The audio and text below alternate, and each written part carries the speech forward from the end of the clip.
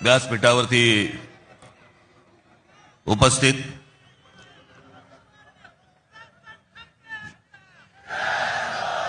शिवसेनेचे पक्षप्रमुख उद्धव ठाकरे,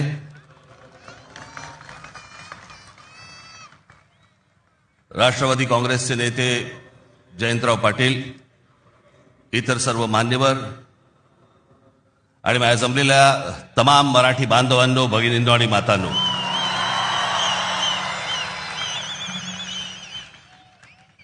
खरं तर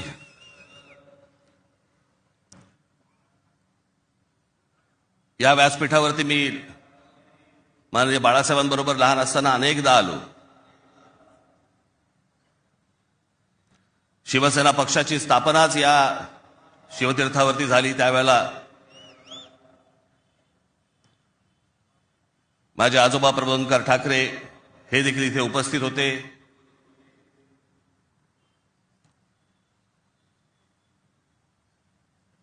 माझे वडील श्रीकांत ठाकरे हे देखील उपस्थित होते.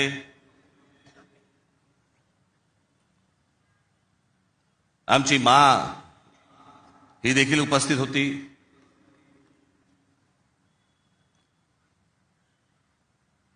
खरं आज या क्षणाला हे दोन भाऊ एकत्र आल्यानंतर आम्ही आज माझे आजोबा प्रबोधनकार ठाकरे, माननीय बाळासाहेब ठाकरे, माझे वडील श्रीकांत ठाकरे आणि आमच्या माँ आज खरं तर इथे हजर असायला पाहिजे होत्या. हे सगळं चित्र पुन्हा एकदा मराठी बांधवांसाठी, मराठी माणसांसाठी, मुंबईसाठी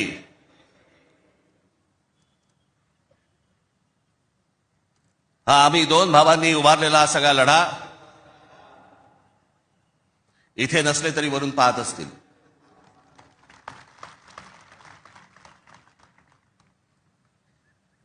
आज बऱ्याच गोष्टी मी आपल्यासाठी जरा थोडंसं घेऊन आलोय. जाताना पोट भरून जा.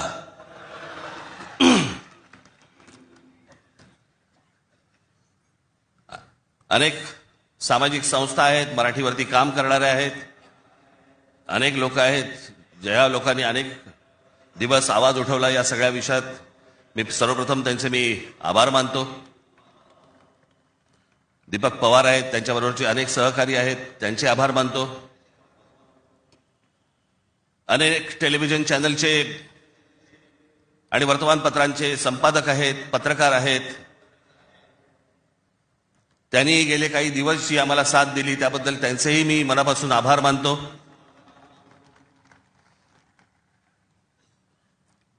खरं तर मी 20 वर्षानंतर पहिल्यांदा युती करतोय.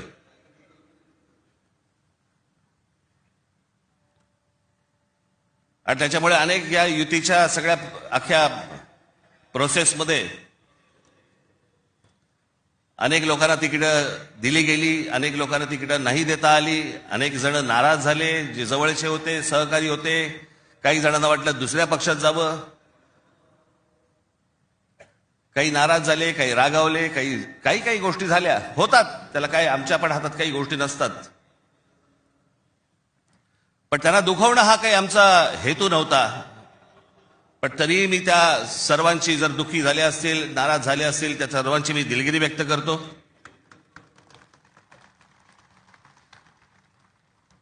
आपलेच आहेत, परत येतील.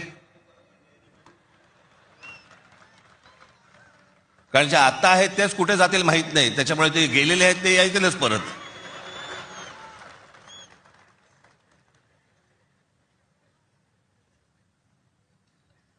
त्याच्यामुळे ह्या सगळ्या गोष्टींमध्ये मी त्यांना समजू शकतो.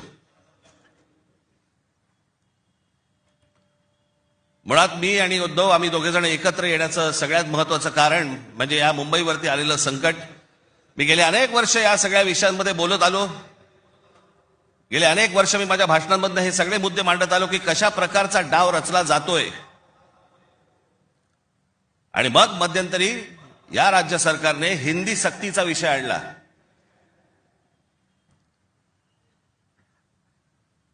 आणि त्यावेळेला मग मीही कडाडलो, उद्धवही कडाडला.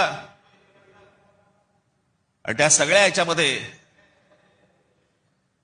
त्याच्या अगोदरच माझी एक मुलाखत झाली आणि त्याच्यामध्ये मी सांगितलं होतं की कुठच्याही वादापेक्षा आणि कुठच्याही भांडणापेक्षा महाराष्ट्र मोठा आहे.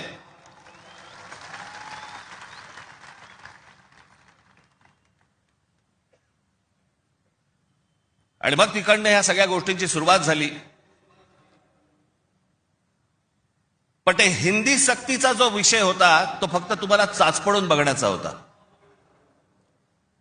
तुम्ही जागे आहात का? मराठी माणूस महाराष्ट्रामधला मुंबईमधला जिवंत आहे का? हे फक्त चाचपड नव्हतं तुम्हाला.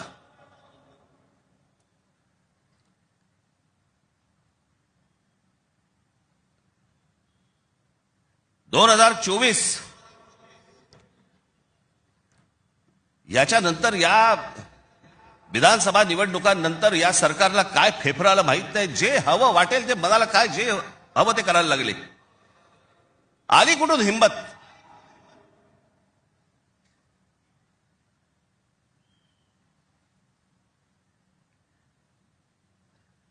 कोणाला विचारायचं नाही. काही जनता बिनता लोक बिक काही नावाची काही गोष्टच नाही. बस आम्हाला वाटलं म्हणून आम्ही केलं. हे कोण आहेत लोक? कोण आहे महाराष्ट्रातील जनता? पैसे फेकले की आम्ही विकत घेऊ. आला कुठून आत्मविश्वास?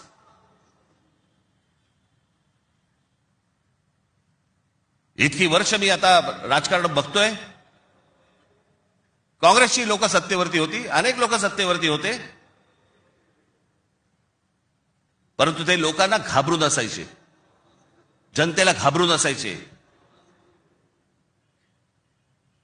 आता घाबरणं बिबरणं काहीच नाही.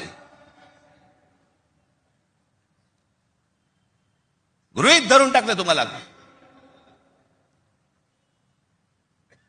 कुठून येतात मतं ह्यांच्याकडे, कशी येतात, काय येतात, याचा लढा तर बाकीच्या ठिकाणी सगळ्या ठिकाणी सुरूच आहे. ते बोगस वोटर आणि ते ईव्हीएम मशीन पासून सगळ्या गोष्टी सुरू आहेत. पण ह्याच्यामध्ये सगळ्यात महत्वाची गोष्ट बघा, आता उद्दामपणा कुठपर्यंत गेला यांचा. अकोटमध्ये भाजपने एमआयएमशी युती केली. बदलापूरमध्ये भाजपने काँग्रेस बरोबर युती केली. 66 जण बिनविरोध निवडून आले. बिनविरोध म्हणजे तिकडच्या मतदारांचा अधिकारच काढून टाकला. ते मतदारच नाही करू शकत. आज 66 आहेत. हे पुढे आकडे वाढत जाणार. त्याला कळलंय की काय प्रकारचे आपण कशा प्रकारे लोकांना विकत घेऊ शकतो. वाईट या गोष्टीचं वाटतं विकले जातात. तुळजापूरमध्ये विनोद गंगणे नावाचा एक ड्रग्ज मधला रॅकेट मधला एक माणूस, ड्रग्ज रॅकेट मधला, त्याला भाजपने तिकीट दिलं. ड्रग्ज विका, काही विका, पुढच्या पिढ्या बर्बाद करा, काही फरक पडत नाही. पण ड्रग रॅकेट मधला एक माणूस, त्याला भारतीय जनता पक्षाने तिकीट दिलं तुमच्या नाकावर टिचून. तो एक आता बदलापूरला तुषार आपटे, बलात्काराच्या केस मधला आरोपी, बलात्काराच्या, सगळ्यांना माहिती आहे, नगरसेवक केलं. लहान मुलींच्या वरती बलात्काराचा आरोप असलेला माणूस, त्याला भारतीय जनता पक्षाने नगरसेवक. आली कुठून हो हिंमत? ज्यावेळेला वेडावागड्या पद्धतीने ज्यावेळेला निवडणुका जिंकण्याचं यंत्र किंवा तंत्र हे ज्यावेळेला हस्तगत होतं ना, त्याच वेळेला हा उद्दामपणा येतो, ही मस्ती येते ना, हा माज येतो ना, हा त्याच्यातनं येतो.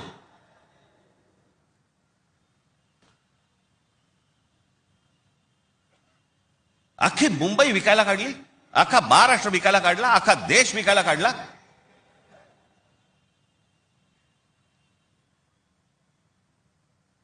आपल्यासमोर काय वाढून ठेवलंय आपल्याला अंदाज पण नाहीये. मी तुम्हाला हे सांगतोय, मला 2024 साली मला एक व्यक्ती भेटली.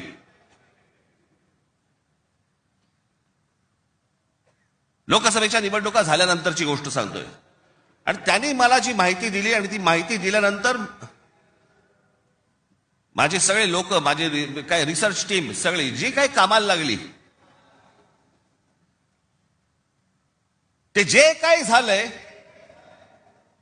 ते आज मी तुम्हाला इथे दाखवणार आहे.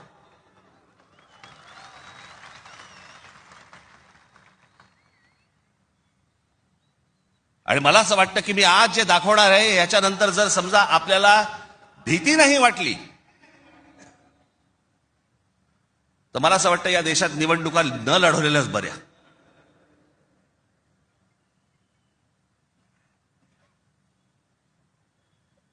म्हणजे आता साधी गोष्ट, फक्त तुम्हाला 2014 नरेंद्र मोदी पंतप्रधान झाले त्या वेळेला, हे मला आता 24च्या नंतर आता हे पुढे सगळं समजायला लागलं. या गेल्या वर्षी 24 नाही, हो 24 नंतर साधारणपणे विधानसभा निवडणुकांच्या आसपास मला या सगळ्या गोष्टी आमच्या रिसर्च टीम मध्ये यायला लागल्यावरती मला धक्का बसायला लागला. कारण आपण असे बघतच नाही कधी, आपण डोळे झाक करत बसतो आणि नक्की काय खणलं जात आहे आपल्या खालून आणि आपल्याला माहितीच नाही. याचं कारण अनेक हिंदी इंग्रजी टेलिव्हिजन चॅनल सगळं ब्लॉक करून टाकलंय. कोणी काय तुम्हाला दाखवणार पण नाही. दाखवलं की वरनं फोन येतो, वरनं दट्ट्या येतो, जाहिराती बंद करून टाकू. मी आता फक्त एक पहिला मॅप मी तुम्हाला भारताचा दाखवतो, 2014चा. दाखवा रे.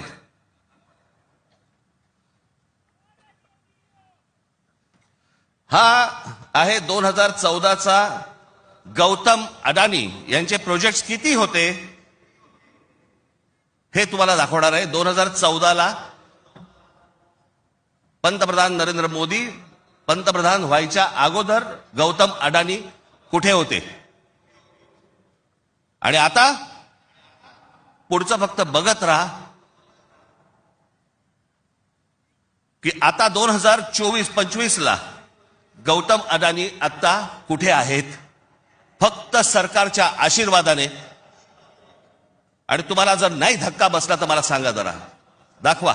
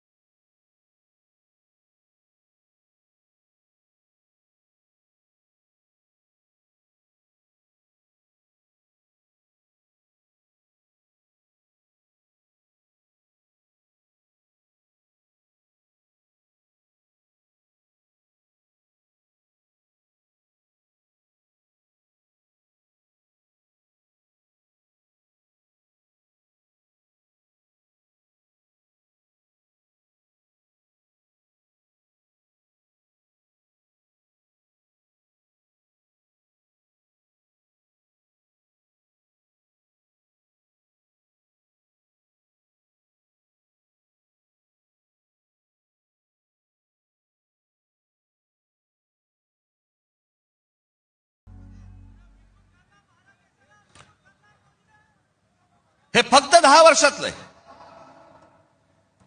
जगामध्ये असा एकही माणूस नसेल जो 10 वर्षामध्ये इतका श्रीमंत झाला.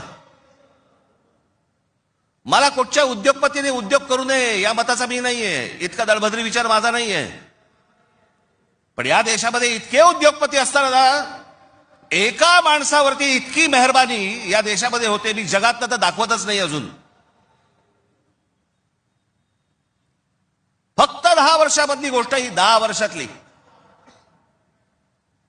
एकाच माणसाला सगळ्या गोष्टी दिल्यात. वीज दिली, सिमेंट बनवण्याच्या उद्योगामध्ये गौतम अडाणी हा माणूस कधी नव्हताच 2014च्या अगोदर. आज देशातला 2 नंबरचा सिमेंटचा व्यापारी येतो. उद्या माणसाने समजा उद्या वीज बंद केली, आम्ही अंधारात. सिमेंट महाग केलं, काही बोलू शकणार नाही. सगळी पोर्ट्स खालपासून वरपर्यंत सगळी पोर्ट्स अदानीना, सगळी विमानतळं अदानीना. महाराष्ट्रात काय परिस्थिती एकदा बघा, महाराष्ट्राचा फक्त एकदा दाखवा.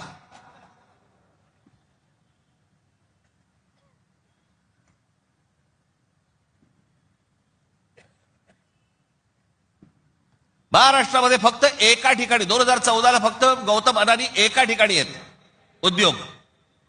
2025ला बघा,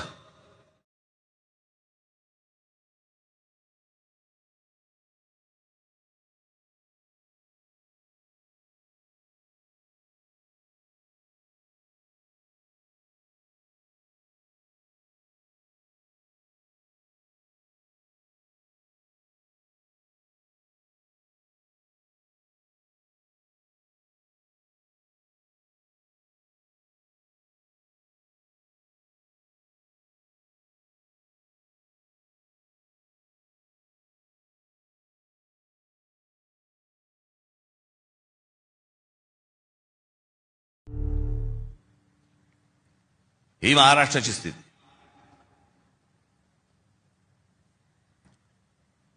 आणि मी जे सतत सांगतो ना, हा जो MMR region Mumbai,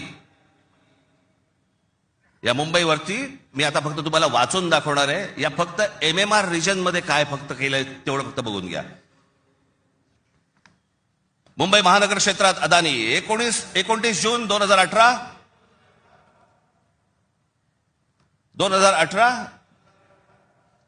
Reliance infrastructure company ताब्यात मुंबई वीज पुरवठा क्षेत्रात प्रवेश. एप्रिल 2021 नवी मुंबई विमानतळाच्या कामाला सुरुवात. 2021 मुंबई आंतरराष्ट्रीय विमानतळ ताब्यात. अंधेरी पश्चिम येथील RTOची जमीन अदानी यांना 5,000 कोटींना. ऐरोली इथे डेटा सेंटरसाठी 92 एकर जमीन 1,500 कोटींमध्ये. धारावी पुनर्विकास प्रकल्प अदानींना. महाराष्ट्रात स्मार्ट वीज मीटर बसवण्यासाठी 13,888 कोटींचं कंत्राट. भांडूप कल्याण इथे मीटर्स बसवली जाणार. मुंबई आणि नवी मुंबईत हायर स्केल डेटा सेंटर सुरू करण्यासाठी महाराष्ट्र सरकारशी 50,000 कोटींचा सामंजस्य करार. मेट्रो मोनोरेल यांना अदानींचा वीज पुरवठा. सांताक्रूज आणि विलेपार्ले परिसरात केंद्र सरकारच्या विमानतळ आणि संरक्षण दलाच्या जागांवरती 80,000 झोपडपट्ट्यांचा विकास अदानी करणार. पनवेलमध्ये टॉवर्स सेमी कंडक्टर कंपनी आणि अदानी समूह यांच्या प्रकल्पाला महाराष्ट्र सरकारची मान्यता. $10 अब्ज गुंतवणुकीचा अंदाज. धारावी पुनर्विकास प्रकल्पासाठी देवदारमध्ये 124 एकर जमीन. मुंबई उपनगरातील वाढत्या वीज मागणी पुरवठ्यासाठी वसई खाडीजवळ 209 कांदळवने तोडण्यास मुंबई हायकोर्टाची परवानगी. गौतम अदानी यांची तारापूर अणुऊर्जा प्रकल्पाला भेट. पुढच्या 10 महिन्यात खासगी कंपन्यांना अणुऊर्जा क्षेत्रात देण्याची परवानगी देणारे विधेयक संसदेत मंजूर. रायगड जिल्ह्यातील आंबा नदीकाठी असलेल्या जेट्टी प्रकल्पासाठी 192 कोटीची गुंतवणूक. पनवेलमध्ये 1,000 एकर्समध्ये 10,000 कोटींचा रहिवासी प्रकल्प. मुंबईला वीज पुरवठा करण्यासाठी 1,660 कोटींचं काम. धारावी पुनर्विकास प्रकल्प बांधणीसाठी मुलुंड येथे 58 एकर जमीन आणि 319 कोटी मिळाले. धारावी पुनर्विकास प्रकल्प बाधितांसाठी कुर्ला मदर डेअरीची 20 एकर जमीन 57 कोटी मिळाली. 124 एकरचा आणि 36,000 कोटींचा गोरेगाव पश्चिम येथील मोतीलाल नगर पुनर्विकास प्रकल्प अदानींना मिळाला.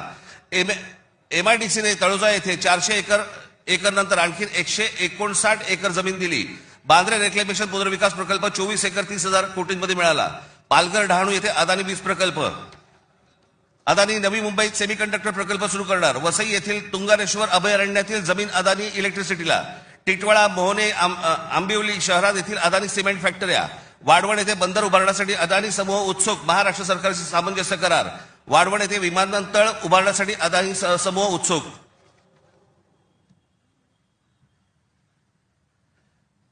हे मी तुम्हाला सांगतोय ना, हे कशा प्रकारे तुम्हाला आवडलं जातंय याचा काही आपल्याला अंदाज, आपल्याला कळतंय हे काय चाललंय.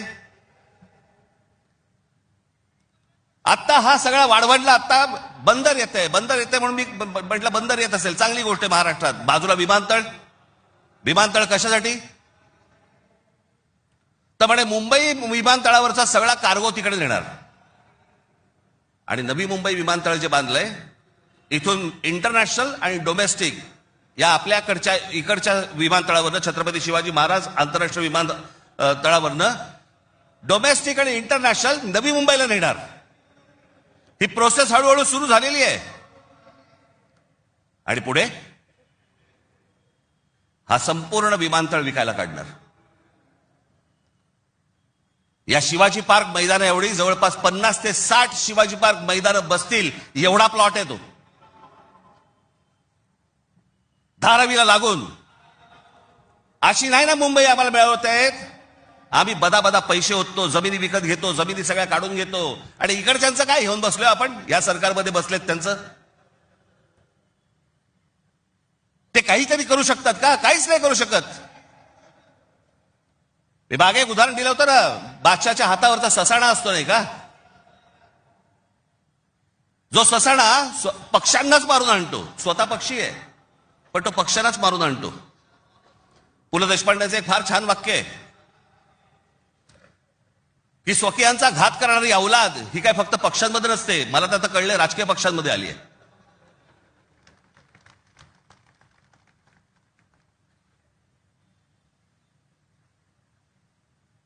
डोक्यात गेली सत्ता, डोक्यात.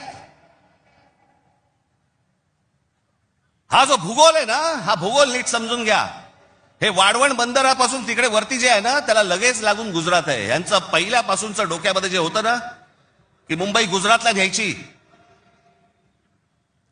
मग मुंबई गुजरातला न्यायची असेल तर काय करायला लागेल? पालघर जिल्हा ताब्यात घ्यायला लागेल, ठाणे जिल्ह्याचा भाग ताब्यात घ्यायला लागेल, या MMR रिजनचा भाग ताब्यात घ्यायला लागेल, तर मुंबईपर्यंत पोहोचता येईल. माणसं पहिली बदा तिकडे टाका, त्यांचे मतदारसंघ फोडा, मराठी माणसांना फोडा, हे मतदारसंघ ताब्यात घ्या आणि त्याच्यानंतर सांगा अरे खासदार तर आमचाच, आमदार तर आमचाच, नगरसेवक पण आमचाच, महानगरपालिकाही आमच्या हातात. हे सगळं करून मुंबई गुजरातला कशी जोडता येईल याच्यासाठीचे हे सगळे लॉंग टर्म प्लॅन सगळे सुरू आहेत. आणि आम्ही बेसावत. आमच्यामध्ये जातीपातीमध्ये भांडणं लावली जात आहेत. हा मराठा, हा ओबीसी, हा अजून कोणी. एकदा मुंबई हातात गेली ना बाबांनो, महाराष्ट्र झारखंडपेक्षा काही वेगळा करणार नाहीत. हे मुंबई ही तुमची राजधानी आहे, मुंबई ही तुमची ताकद आहे. पण जो मस्तवालपणा जो अंगामध्ये शिरलेला आहे यांच्या, की आम्ही काहीही करू, कुठूनही मतं आणू, जे यांनी विधानसभेला केलं तेच करण्याचाही आता पण प्रयत्न करणार. आमच्यावरती भ्रष्टाचाराचे आरोप करतायत. काय बोलताय काय तुम्ही? देवेंद्र फडणवीस ज्यावेळेला मुख्यमंत्री होते त्यावेळेला यांनी छगन भुजबळांना जेलमध्ये टाकलं होतं, हो की नाही? आता मांडीला मांडी लावून बसलेत. अजित पवारांचे बैलगाडीभर पुरावे घेऊन गेले होते. 70 का 80 हजार कोटीचा काहीतरी घोटाळा, त्याच्याबद्दल पुरावे बैलगाडीतनं घेऊन गेले होते. आता काय सांगतायत? कोर्टात केस आहे, पुरावे असतील तर त्यांना अटक होईल. अरे मग तुम्ही पुरावे दिले होते ना, द्या आता कोर्टात. ही सगळी बाहेरून सगळी माणसं आणायची, इथे भरायची, तुमचा टक्का कमी करायचा, तुमचं अस्तित्व घालवायचं. इथे येऊन ह्यांची माणसं बोलणार, इथे उत्तर भारतातलं माणसं येणार आणि म्हणणार इथे तुम्हाला. काल एक कोणतरी उत्तर भारतातला माणूस बोलवता म्हणे, मुंबईमध्ये म्हणे नोकऱ्या जर घ्यायच्या असतील महानगरपालिकेमध्ये तर इथल्या स्थानिकांना, उत्तर भारतीय लोकांना दिल्या पाहिजेत. हे बाहेरून येणारे म्हणे कोल्हापूर, सातारा, सांगलीवरनं येणारी माणसं हे बाहेरच्या लोकांना द्यायची नाहीत म्हणून. बाहेरची लोक म्हणजे आमच्या सातारा, कोल्हापूर, सांगलीमध्ये येणारी आता हे बाहेरची लोक झाली आणि हे आतले.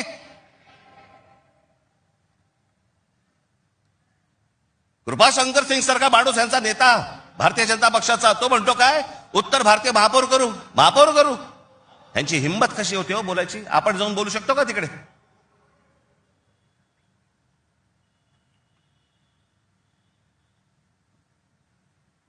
याचं कारण तुम्ही एकत्र येऊच नाही याच्यासाठीचा बंदोबस्त यांनी केलेला आहे. म्हणून काय करायचं, पैसे टाका, माणसं फोडा.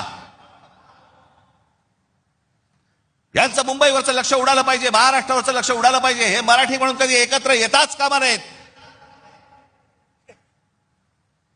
आणि मग आपल्याला जे साध्य करायचंय,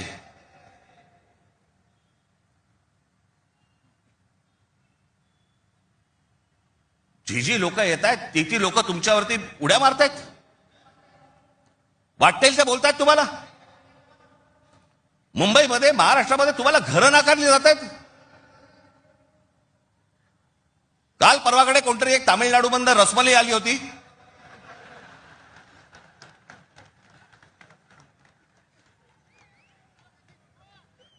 तो सांगतो मुंबईचा आणि म्हणजे महाराष्ट्राचा संबंध काय? भडव्या, तुझाच काय संबंध आहे इथे याचा?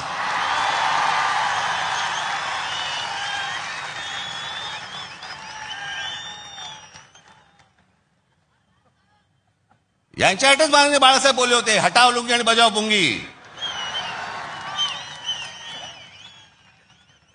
अनेक दाक्षिणात्य इथे राहत आहेत, अनेक जैन मारवाडी इथे राहत आहेत,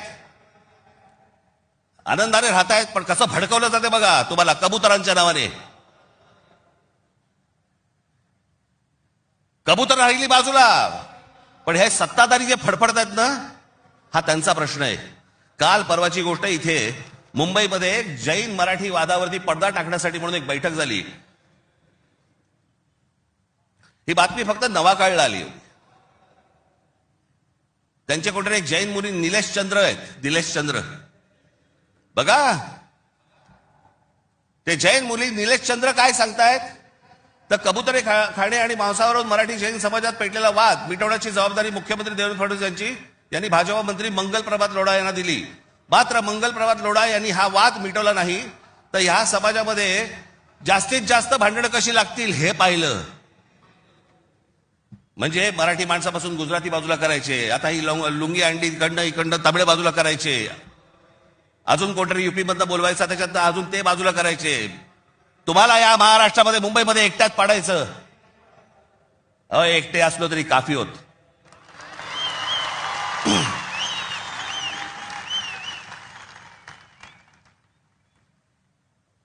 नको त्या वादात जाऊ नका. आमच्या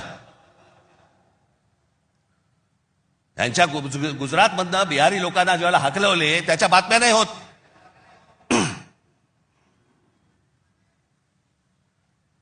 ज्याने बिहारी लोकांना तिकडनं हाकलवले, जवळपास 10 का 20 हजार लोकांना हाकलून दिले बिहारमधनं, भारतीय जनता पक्षाने त्याला तिकीट दिलं, निवडणुकीचं तिकीट दिलं. आणि हे वाद फक्त तुमच्यासाठी, आमच्यासाठी इथे फक्त करून ठेवतायत. गेले अनेक वर्ष सांगतो तुम्हाला, हे सगळं हे जे मुद्दामून जे चालू आहे, तुमचं अस्तित्व नष्ट करण्यासाठी हे सगळं सुरू आहे. आजही मुंबई हातामध्ये गेली. मुंबई का पाहिजे हातात? आज केंद्रामध्ये यांची सत्ता, राज्यामध्ये यांची सत्ता, पण उद्या मुंबईमध्ये, ठाण्यामध्ये, कल्याण डोंबिवलीमध्ये, आमच्या एमएमआर रिजनमध्ये उद्या ह्यांना जर काही करायचं असेल, महानगरपालिकेची परवानगी लागेल. आणि महानगरपालिका जर आपल्या हातात असतील, हे जमिनी विकून देऊ शकत नाहीत, हे अदानीला जमीन देऊ शकत नाहीत.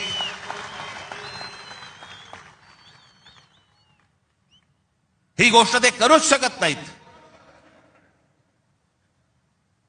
हा धोका काय होता ना बाबांनो, मी फक्त वेळ कमी आहे, परंतु मी आपल्याला एक धोका, हा किती वर्षांपूर्वी आमच्या बाबासाहेब आंबेडकरांनी, आमच्या बाबासाहेबांनी मांडलेला तुम्हाला फक्त एक गोष्ट वाचून दाखवतो, जी मी 2008 ला वाचून दाखवली होती. बाबासाहेबांनी काय त्यावेळेला मांडलं होतं हे तुम्हाला आज कळेल. मी काय सांगतोय तुम्हाला ते. उत्तर प्रदेश आणि बिहार यांच्यासारखी राज्य निर्माण करून हे बघा, हे पुस्तक आहे भाषिक राज्य पुनर्रचना मीमांसा, आपल्याला कुठे मिळालं तर आपण जरूर वाचा. उत्तर प्रदेश आणि बिहार यांच्यासारखी राज्य निर्माण करून राज्य पुनर्निर्माण मंडळाने केवळ तौलनिक विषमता निर्माण केली एवढेच नव्हे, तर उत्तर भारत आणि दक्षिण भारताचे दोन तट निर्माण केले. उत्तर भारतात हिंदी भाषेचं प्राबल्य आहे, उलट दक्षिण भारतात हिंदीशी संबंध नसलेल्या भाषा बोलल्या जातात. मला खरं तर आपल्याला सांगायचं आहे की युपीच्या आणि बिहारच्या लोकांनी पहिल्यांदा नीट समजून घ्या, बाबांनो, हिंदी ही तुमची पण भाषा नाही.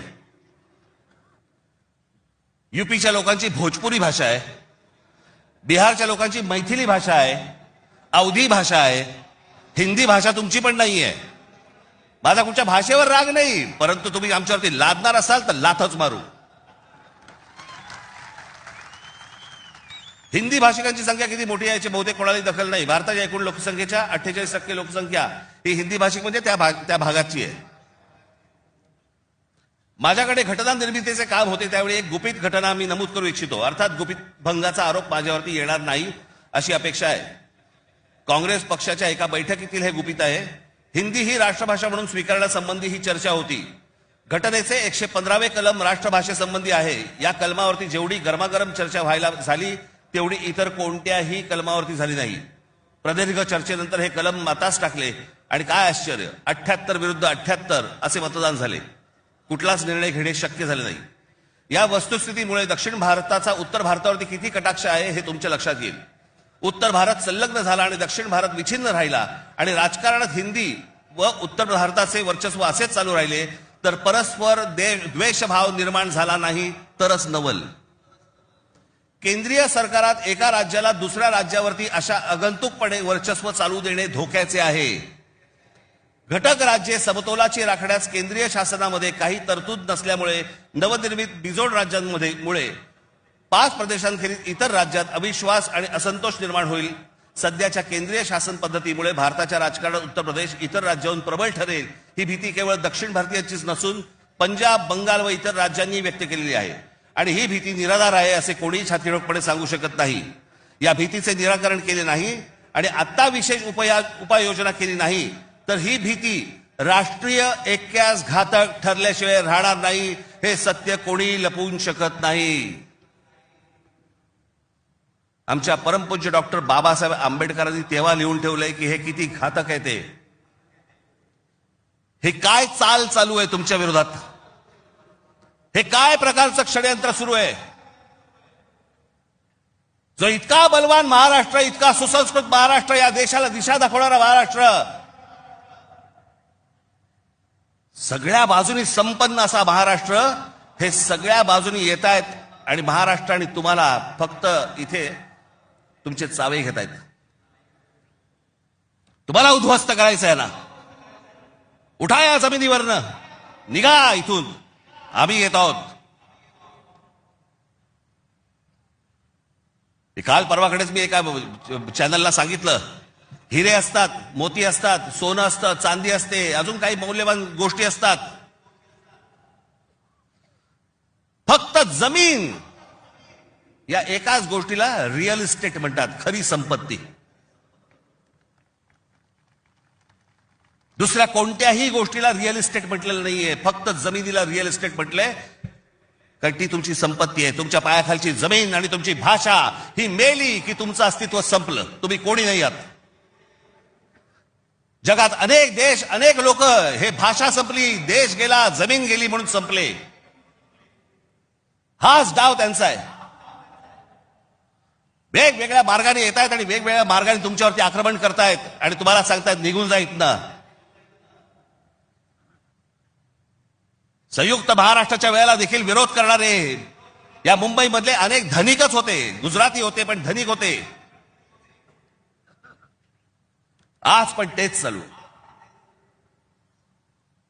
आणि आज हे संकट त्यावेळेला तर इतकं नव्हतं, पण आज खरं तर तुमच्या उंबरठ्यावरून वरती येऊन उभं आहे. कधी तुमच्या दरवाज्यावरती टकटक होईल तुम्हाला पण कळणार नाही. कधी तुम्हाला इथनं बाहेर काढतील तुम्हाला कळणार पण नाही. आज मुंबई, उद्या ठाणा, कल्याण, डोंबिवली, सगळे सगळे भाग, उद्या पुणा, नाशिक, जे जे चांगलं आहे. आज कोकणपट्टी अख्खी रिकामी करतायत. जमिनीच्या जमिनी विकत घेतल्या जात आहेत. मी त्यावेळेला त्या बुलेट ट्रेनला विरोध केला होता. आजही माझा विरोधच आहे. कुठे चालली आहे बुलेट ट्रेन? बुलेट ट्रेन फक्त बघा, ही बुलेट ट्रेनचं स्टेशन, शेवटचं स्टेशन गुजरातमध्ये चाललंय, जिकडे गिफ्ट सिटी उभी केली आहे. Gift city Ahmedabad bullet train station पासून 90 किलोमीटरवर ढोलेरा नावाचं एक पूर्ण नवीन शहर बसवलं जातंय. ढोलेरा नावाचं एक पूर्ण नवीन हे शहर 903 स्क्वेअर किलोमीटरचं आहे, म्हणजे मुंबईपेक्षा 1.5 मोठं. आणि तिथे वेदांत आणि फॉक्सकॉनची 1.5 लाख करोडची सेमी कंडक्टर प्रोजेक्ट्स येत आहेत.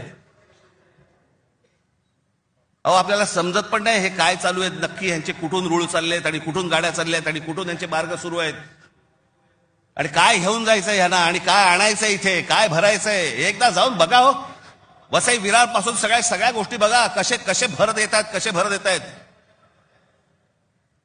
तुम्हाला घरं नाकारणार, ह्यांना सगळ्यांना घरं मिळणार. तिकडनं बाहेरच्या राज्यातनं गुजरातमध्ये येणार, ह्यांना घरं मिळणार, तुम्हाला नाकारणार. अहो, तुम्हीच नसाल, तुमचंच अस्तित्व नसेल, काय चाटायची आहे महानगरपालिका?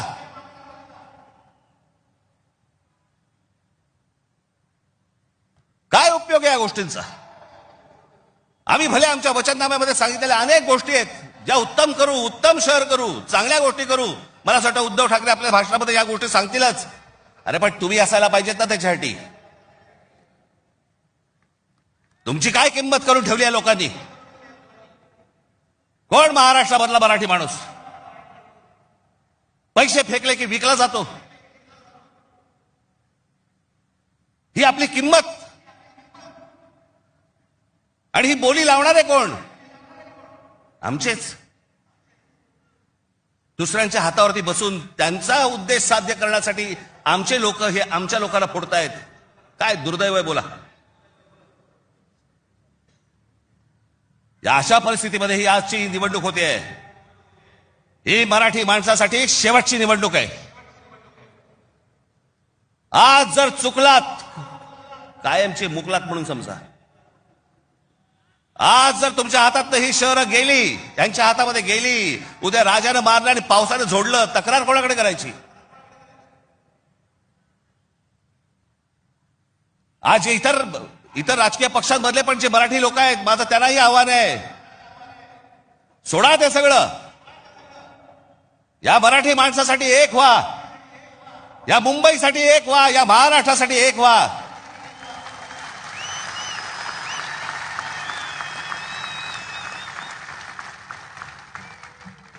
ज्या इतक्या वर्षांच्या परंपरेने, इतक्या लोकांच्या तपश्चर्याने ही मुंबई महाराष्ट्राला मिळाली. 107 आमचे हुतात्मे गेले. उद्या मुंबई गेली तर त्या पुतळ्यानंतर काय अर्थ उरतो? आणि पुतळे काय म्हणतील ते?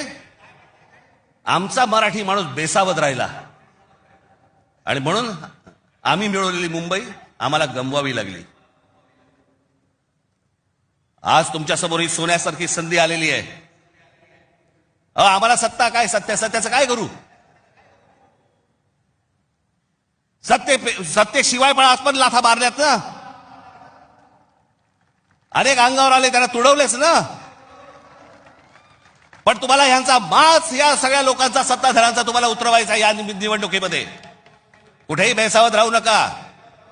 माझी आपल्याला सगळ्यांना एक फक्त सांगणं आहे, हे ईव्हीएम मशीनवरती लक्ष ठेवा. दुबार मतदार सकाळी 6 वाजता, मला जेवढे काय बीएलए नेमलेले आहेत, सकाळी 6 वाजता तिकडे सेंटरवरती पाहिजेत दोन्ही पक्षांचे.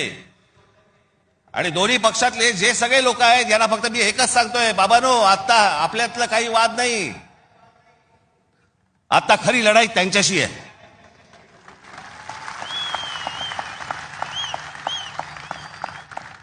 आपण भांडत राहावं हेच त्यांना पाहिजे.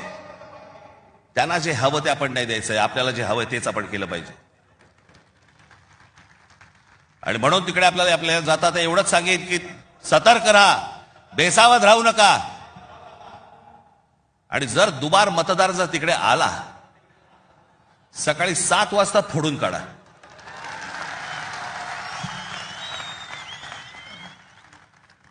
ही मुंबई राहावी, हे महाराष्ट्र राहावं, राज्य राहावं, हे मराठी माणसाच्या हातात राहावं, तुमच्या हक्काचं असावं, तुमचंच आहे ते. आणि मला असं वाटतं की जो लढा आजपर्यंत मराठा साम्राज्याने दिला, तो लढा आज तुम्हाला, आज सगळ्यांना, तुम्हाला, आम्हाला सगळ्यांना करायचा आहे. हा महाराष्ट्र वाचवायचा आहे, महाराष्ट्र समृद्ध करायचा आहे, ही आपली शहरं समृद्ध करायची आहेत, ही मुंबई आपल्याला वाचवायची आहे, ही मुंबई कदापि आपल्याला कुठेही गुजरातला राहून द्यायची नाहीये. या सगळ्या गोष्टींसाठी आपण सगळेजण कामाला लागाल अशी एक आशा अपेक्षा बाळगतो आणि आपणा सर्वांची मी रजा घेतो. धन्यवाद. जय हिंद, जय महाराष्ट्र. धन्यवाद राज साहेब.